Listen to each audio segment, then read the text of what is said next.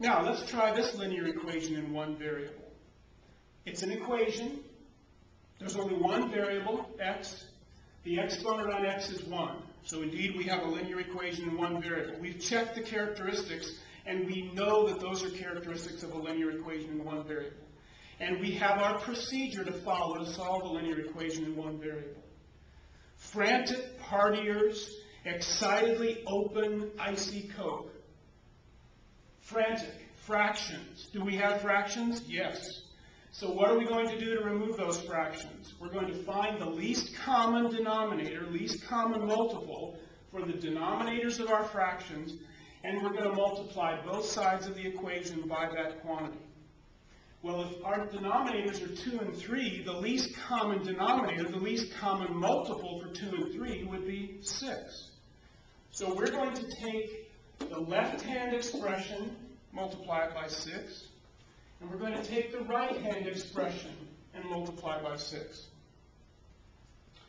Notice we have to multiply the whole expression, which means we have to multiply both of those terms by 6 using our distributive property. And 6 times 1/2 x, 6 times 1/2, well, 6 times 1/2 is 3. So 6 times 1/2 x gives us 3x. 6 times 10 gives us 60. 6 times 1/3 is 2. So 6 times 1/3 x is 2x. And we've removed those fractions. Now, parentheses. Do we have any parentheses left? No. Expressions.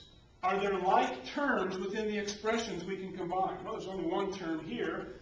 These terms in this expression aren't like terms, so we can't combine them. Do we have only one variable? No. One variable term, I should say. No, we have the variable in 2 terms. We only want the variable in one term. So we need to remove one of those so that we get down to having the variable in only one term. Let's remove the minus 2x term. We would do that by adding 2x to have that disappear into 0.